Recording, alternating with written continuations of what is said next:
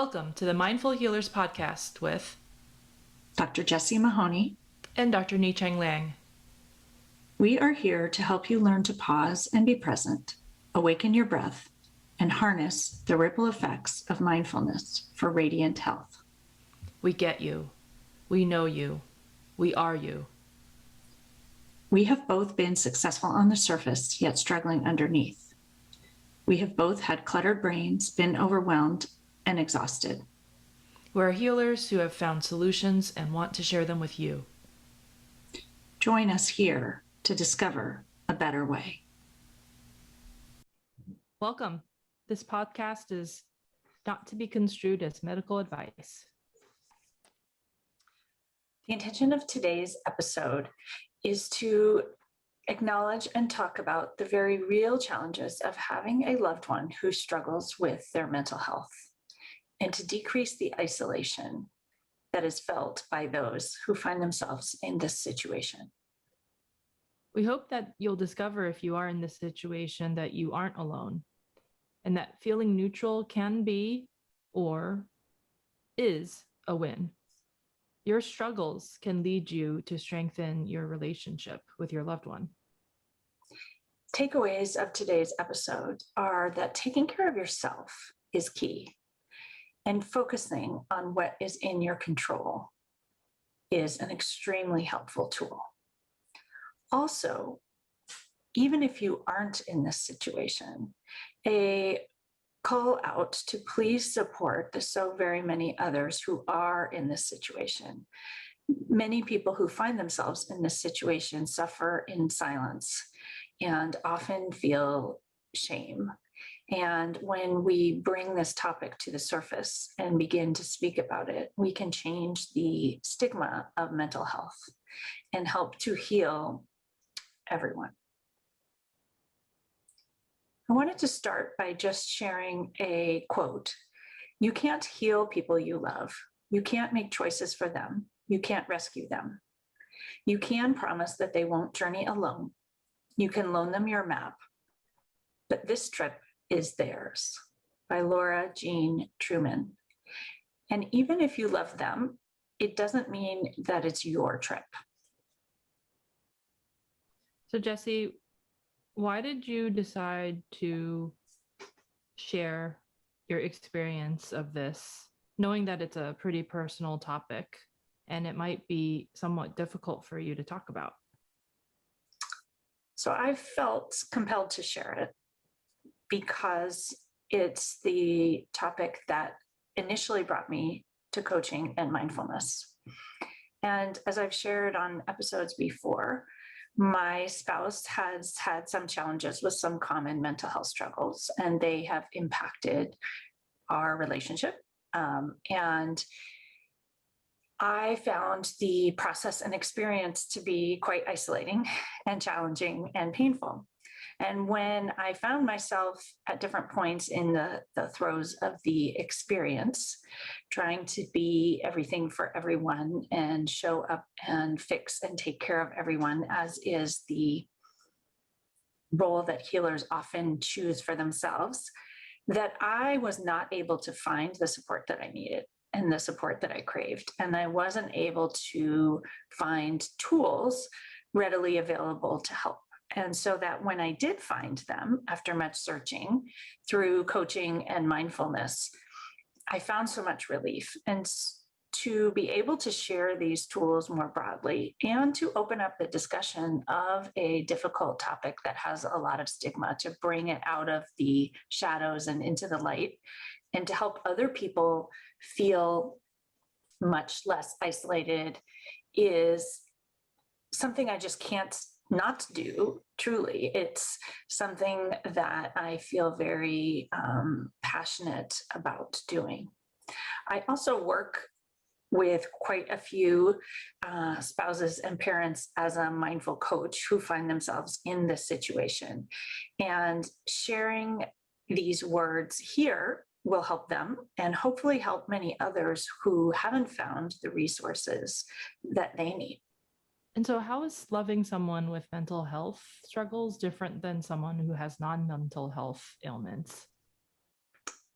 So first of all, compassion all around for the challenges of loving anyone who's struggling for any reason, and perhaps throwing out there that we're all struggling for some reason in the world, but that there's a lot of outward support for physical illness, and there are a lot of support groups for spouses and family members.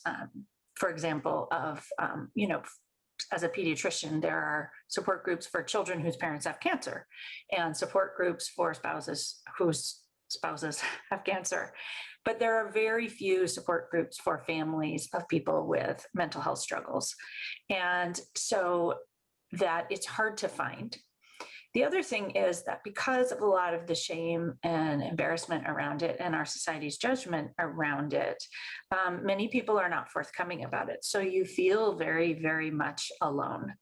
And it's really that judgment of the type of struggle itself when it's becoming more and more clear that so many people have mental health struggles themselves. It's almost a normal behavior as part of being human, and that even more have family members who struggle with this. Mental illness, or just sort of mental health challenges, also feel personal, I think, when you are loving someone who has them, because it's the mind and it's the brain. And so it seeps into, it's not a physical thing that you can see, and it seeps into lots of sort of nooks and crannies of your life. And specifically things like depression and likely anxiety too, and even something like ADD or ADHD, they often present as anger and irritability. And when someone has mental health issues that are untreated, it's very disconcerting and ungrounding. So I think that as a partner or as a parent, we often question ourselves. Is there something that I'm doing wrong? Am I perceiving this in a way that's not real or true? And is there something wrong with me that I can't help or fix it? And then depending on the person that you love, and thinking actually even a parent can be even more disconcerting, right? Because we have these expectations of the way a relationship should be and should feel. And mental health struggles can get in the way of that. Even when the underlying feeling is still love, you just can't sometimes see it. And so I think we often make someone else's mental health struggles about ourselves. And it strikes me actually, even as working in healthcare with maybe someone who has burnout or a colleague who's struggling, that we often make things about ourselves that aren't about ourselves. And so this is one in particular that I think feels personal, and we also often make more personal. And then with mental health, we often question what we're doing, and other people also question what's happening. And perhaps you don't show up to, family parties or events because of the challenges. And it's much easier to say you're not showing up because someone's undergoing chemo or infusions or having a surgery, but much harder to explain if you're not showing up because of a mental health struggle, either with children or family members or a parent. And it can also lead to a lot of lost friendships and job loss and family limitations. And then asking for things like disability and FMLA is much, much harder in the case of these issues. And so I think the accommodations to figure out solutions and get the help that you need can be more difficult. And that often falls on the person who is in the loving relationship to help coordinate that care, which may or may not be different than non-mental ailments. But I think that burden can be a bit more heavy, if that makes sense. I'm so glad that you're bringing this up, because with the last year and a half of the pandemic, if anything, mental health struggles have become all the more prevalent, with just the significant increase in life stressors for the world. And then also not just the people who have mental health challenges themselves, but those challenges might have become more exacerbated, and then the loved ones are around more because of the quarantining ordinances, et cetera. And so they're witnessing it more. And then there seems to be the potential for even more distress on the part of the loved one that's trying to be there for their loved one who has this mental health challenge. Yeah, it seems almost a matter of course in almost every family, given the world and our society and how things are in this moment. And so to me, compassion all around is called for, and love all around is called for, and mindfulness and curiosity, given that this is where we find ourselves, to try to find solutions that work and help everyone. So, what are some of the specific strategies you found to be helpful in your journey, Jessie? So for me, it was coaching and mindfulness, and that is why I do what I do. I often call it mindful love or mindful connection. And I like to think of these tools as ways of putting the Japanese pottery back together. And so if you think of the mental health struggles and or whatever may have happened to relationships during COVID, there's a lot more cracks. And the Japanese art of kintsugi, which is to put the pottery back together with gold and making it more valuable. And so these tools are sort of a way that you can glue things back together with something hopefully beautiful. And I like to think of it as a different energy. When you're adding gold to something as opposed to like super glue, it feels a little bit different. And so I love that analogy, and it's pretty. So mental health struggles cause a lot of breaks and stress and strain and confusion and feeling ungrounded, likely on the part of everyone in the family when they're happening, whether it's a child with ADHD or a spouse with depression, or even if you yourself are struggling with some mental health struggles. And I think it's interesting that we kind of give it a label also and a name, and it encompasses so many things and a huge wealth of different ways of experiencing it. But I also want to honor before I start that it's not necessarily always the right decision to put things back together, and that if it feels like it's out of alignment to put things back together, or if sometimes a loved one really truly needs help and they need more help than you showing up in a different way and accommodating. And often we try to accommodate, and if that is not safe for you or healthy for you, and you are feeling like something needs to shift, that should be honored. The idea of these tools is to help you feel more grounded and give you clarity, to help you see where your priorities are and what your values and alignment are, and how you can respond in what is truly a difficult situation. And I don't want to make it not a difficult situation or just throw out strategies and say that these can solve everything, because I think it is difficult for everyone. So the first strategy that I like to use is, if we come from the mindfulness perspective, acceptance. And if we come from the coaching perspective, I like to use accept and allow, and accept but not like.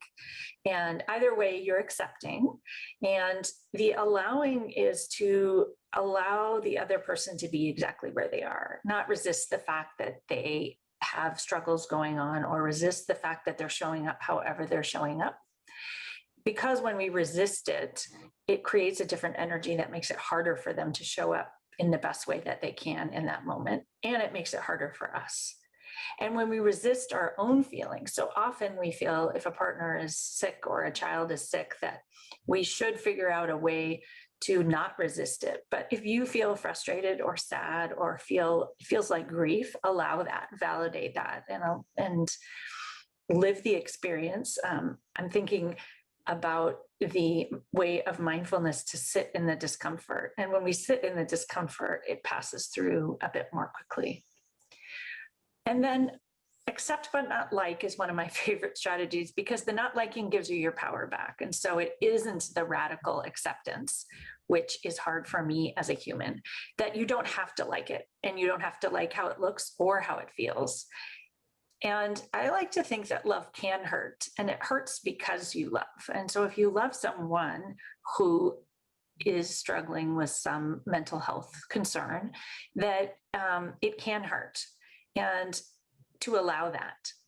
And you can also not like that they may or may not see that there's an issue, because sometimes they can't, you see it long before they see it. And when they get to the point of seeing it or getting to the point of being ready for help, that is when it happens. And so you accept it as it is. And so you can accept but not like that also. And then one other piece that came up recently, actually, when I was talking to you on the phone last week, is this idea that in different relationships, you often ask permission. And in the case of mental health, and sometimes you can't have that open conversation, and that can feel frustrating. You may want to be able to handle it differently, and you might not be able to have the usual conversations about it. And we often, myself included, resist that. We feel like, no, we should be able to have this conversation about it. But with mental health, you can't always do that. And so just once again, you can accept but not like it.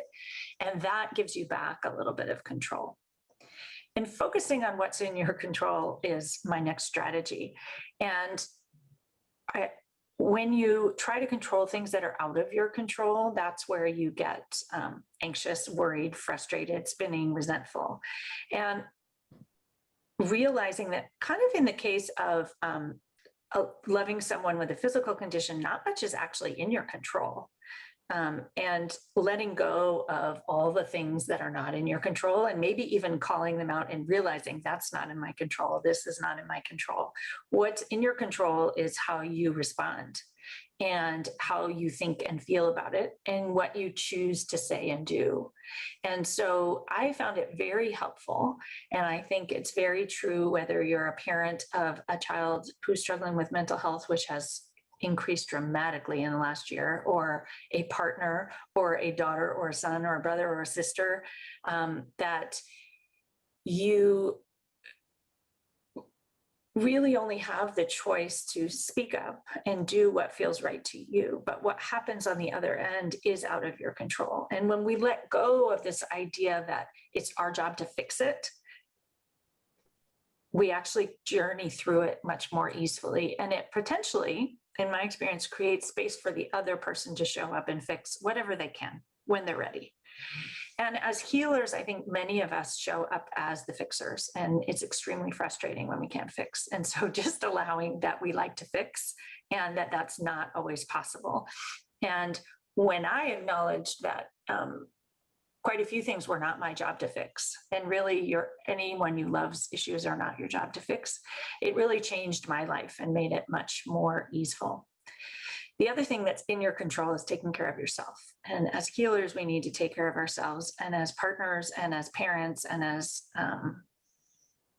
children, and as siblings, we all need to take care of ourselves. And when we do that, we can show up for our loved ones much more effectively and easily, and loving and connected. And so taking space when needed, and tons of self-care, whatever that might look like. And for all of us, it will look very different. I also like this concept in coaching of a want match, that we often want, for example, a spouse to be our best friend, and our intimate partner, and our business partner, and someone we can ask all our parenting questions to. And they may or may not be that person. And when they're struggling, they may not be able to be that person, even if they were before. And so finding other want matches, finding friends you can call on the phone and get advice from them, reaching out, making connections, and doing it mindfully, and noticing who, when you reach out, is meeting some of those needs that perhaps this other person can't, or where are you able to find spaciousness in those relationships. So looking for that. And being very mindful and intentional about seeking what works for you and what feels good to you. And to everyone, it's going to be different. So some people find therapy helpful. Some people find coaching helpful. Some people find yoga helpful. Some people find mindfulness or meditation helpful. Music can be helpful. Friends can be helpful. Sometimes being alone is helpful. And so just realizing that none is better than the other. And I think many people want to give you advice and tell you what to do, but be mindful of what actually works for you. So A few others just to mention in brief, which is we often think of ourselves as a victim, and just notice and be mindful that we do that, and have compassion for yourself, and then perhaps choose to love instead of being a victim. And I love the quote, "You do not have to attend every argument you're invited to," and that you can, but then you'll be a victim of the argument. And so what if you choose to show up with strength and stand tall and agency and with intention, and just see that perhaps you're not a victim, that there's a difficult situation is often how I like to see it, or it's, I love the Facebook category, it's complicated. And that helps me sort of detach from the emotion of it. And asking good questions rather than bad questions, or empowering rather than disempowering questions. I found myself in the throes of these kind of challenges asking myself not good questions. What if this turns out badly? What if this goes badly? What if something bad happens again? Or what if it's getting worse? And rather asking, what if it's getting better? Or what if it turns out better than I expect? And then my favorite ones, which are, what would love do when you feel stuck? And what would peace do in the face of conflict? Not attend every argument you're invited to. Or what would connection do? Because I find when I focus on those words, which we talked about in a couple of podcasts ago, those are your intention. Your intention would be to show up with love and peace and connection. And so ask yourself those questions to help you find your way when you feel stuck. And then using that same tool to get out of scarcity and negativity. And so asking yourself, what's working? What's good? What is your partner, loved one, child, parent still good at? How are you connected no matter what's going on? We always notice what's not working. It's a specialty. And for those of you who are physicians, right, we are trained to look at perfectly healthy people and figure out what's not working. So when other things are right in front of you not working, it's even harder to get out of that mindset. So how are they still good at certain things? Parenting, being a partner, doing their job.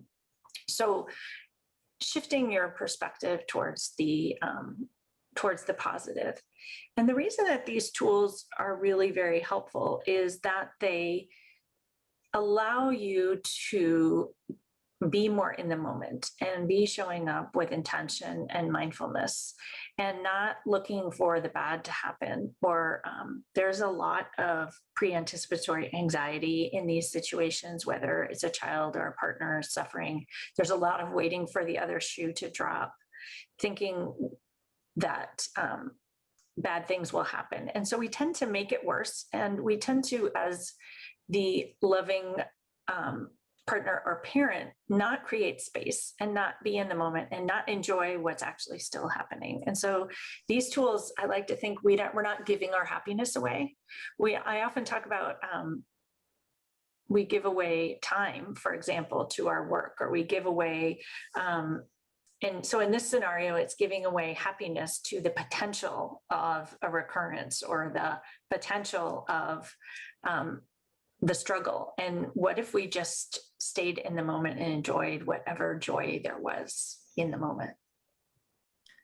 Your last three tips reminded me of ways in which to decenter ourselves away from someone else's story, because we do have a tendency in the face of struggle to center and, like you mentioned, to cling to negative attention bias.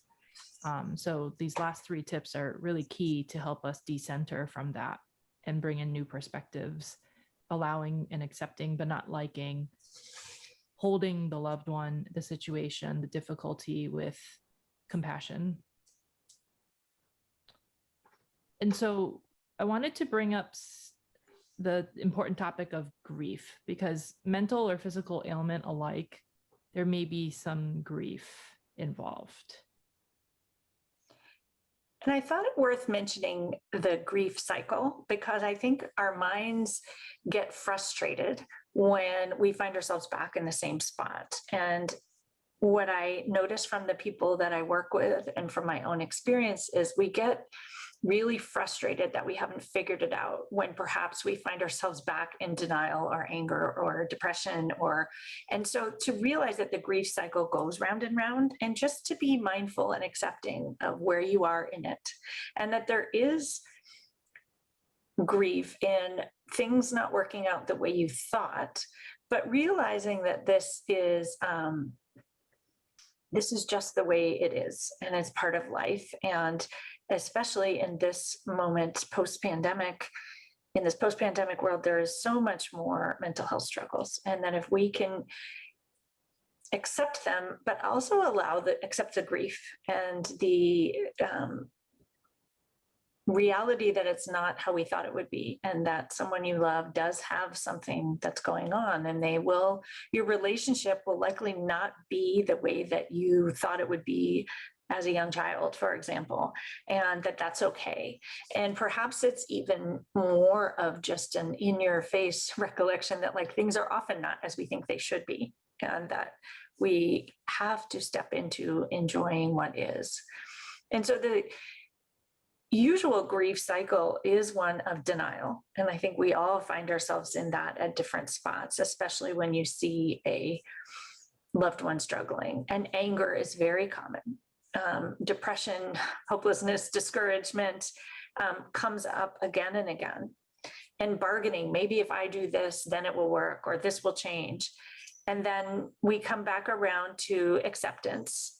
And back around and around through the cycle is what happens with grief. And so just to allow your own grief process, your loved one may have their own grief process, but one of the main points that I wanted to get across in this podcast is that we really don't have a lot of support for the people who love people who are struggling with mental health, and that their process is incredibly important as well, and that you don't want to become a victim of the situation, and that there's much you can do if you choose, and to realize that there's support out there and that your experience is valid, whether or not others can see it.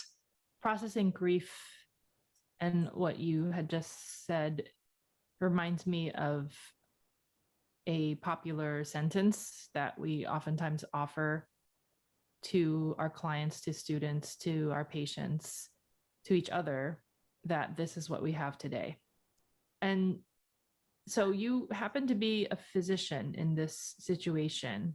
And so that, in some respects, makes your experience of loving someone with mental health challenges unique. So what's different about this experience?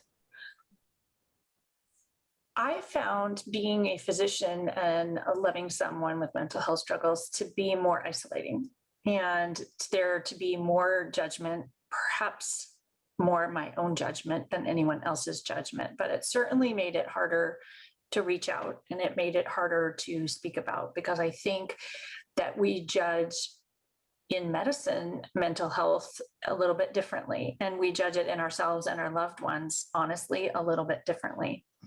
The other piece that I wanted to bring up is there's a powerful book called My Lovely Wife and the Psych Ward that's not actually written by a physician, but it's a great book for all physicians to read, because it talks about how to better show up for families who find themselves in these situations and the complexities of mental health care.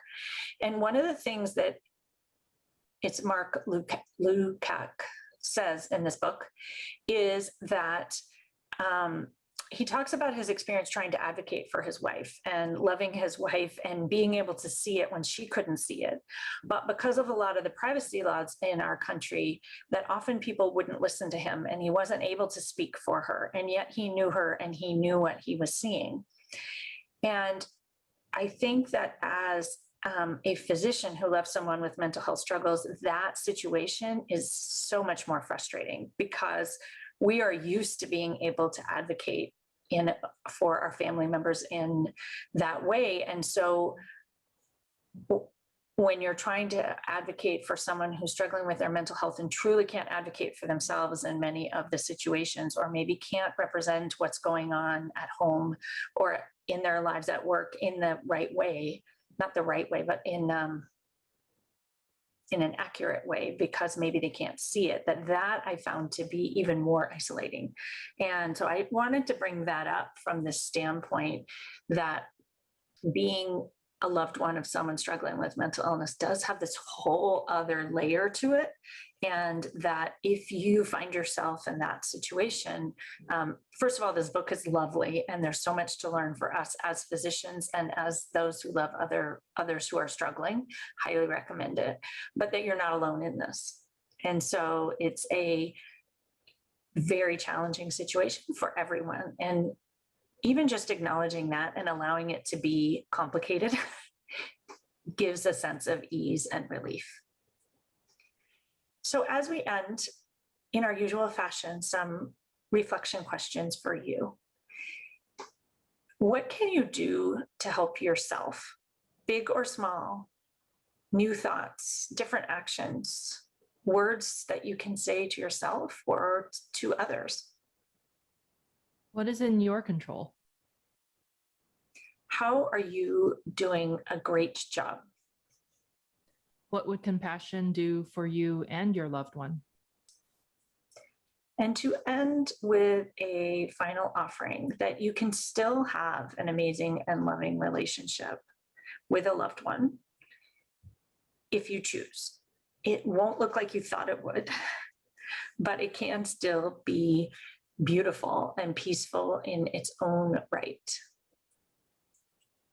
And to offer a couple of resources, I do write quite a few blogs on amazing marriages and neurodiverse marriages and loving in the face of challenges, whether it be parenting, parents, children, brothers, sisters, family members, spouses.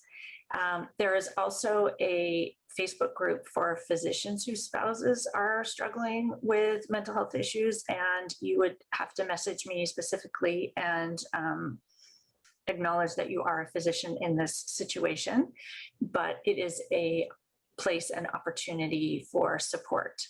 I also offer up my August yoga and coaching retreat as a place to take care of yourself and to have space to see more clearly and nourish and heal yourself and feel grounded so you can stand tall and strong in whatever situation you may find yourself.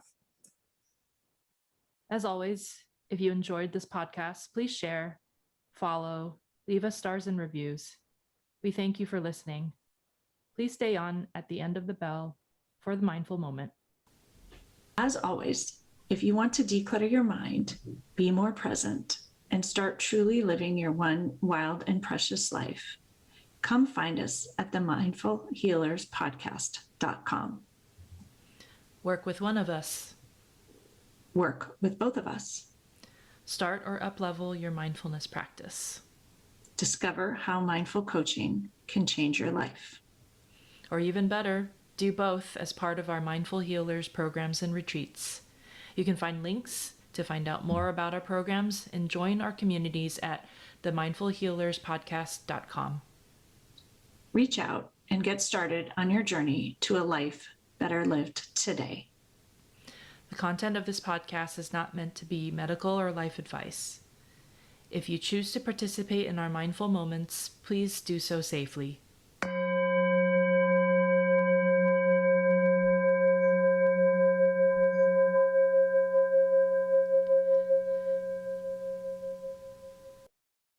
Welcome to today's mindful moment, a mindful reflection about those you love, yet also may struggle with. Take in a deep inhale through your nose and an exhale through your mouth. And pause for a moment to connect with whatever you may be sitting on, if you happen to be sitting, and noticing your feet upon the floor if you happen to be standing. And pause a moment for you, a moment to be present, a moment of presence. And bring your left hand to your heart and your right hand atop. Press in gently, send yourself some kindness and compassion, and acceptance for who you are and where you are in your life in this moment. Take in another deep inhale through your nose And an exhale through your mouth. And pause to reflect upon your relationship. Is there one that is challenging you with someone you love, but perhaps you find yourself frustrated with? Can you send yourself compassion for that? Compassion for them and compassion for you. And if you feel comfortable, close your eyes. And once again, connect with your sit bones and connect with the stability and the groundedness of the earth underneath. And come back to the breath. Steady inhale and smooth exhale. And reflect for a moment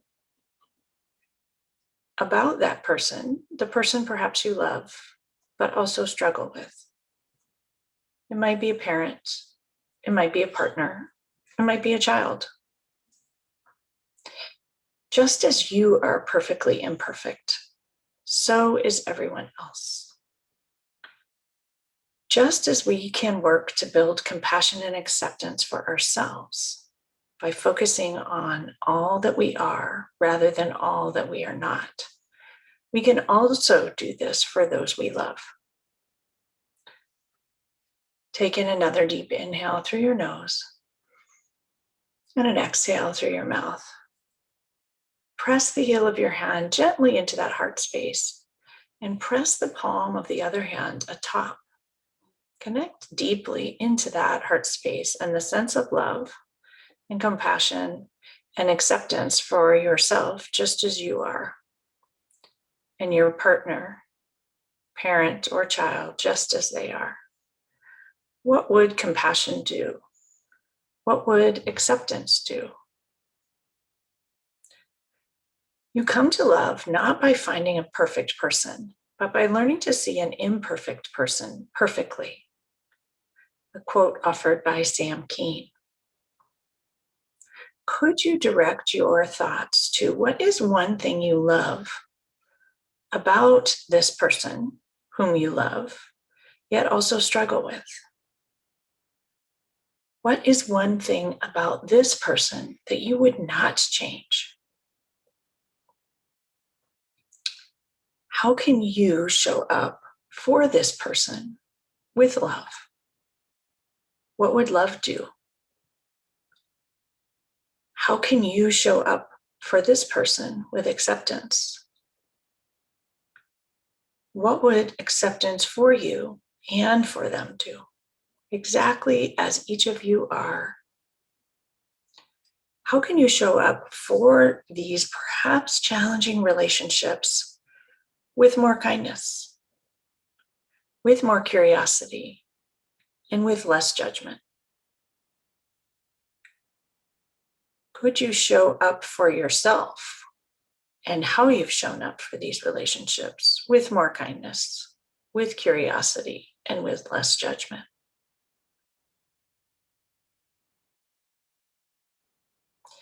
Might it be possible to show up with more compassion for yourself and more compassion for them? Could you let criticism go and enjoy what is there, the joy that is there, and soften into the experience exactly as it is? Remind yourself of what you love and all that these beautiful other humans are, rather than all that they are not. Bring your hands to heart center, press your palms together, press your thumbs into your sternum, elbows out wide. Take in another deep inhale and an exhale. Pause for a moment, eyes closed, thumbs connecting to the sternum and the heart space. And think for a brief moment about what your intention is for this particularly challenging relationship, for the upcoming week ahead or the upcoming month ahead. How would you like to show up for it? What might you like to change? What might you be able to celebrate? Take in a final deep inhale and an exhale, letting the heaviness of this relationship go. Bring your hands back to your thighs and open your eyes, let the light in.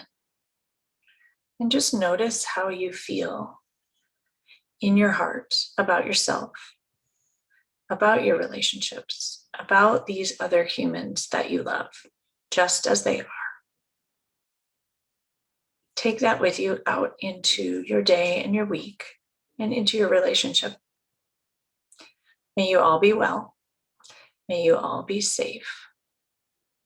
May you all find love, compassion, and acceptance in the week ahead.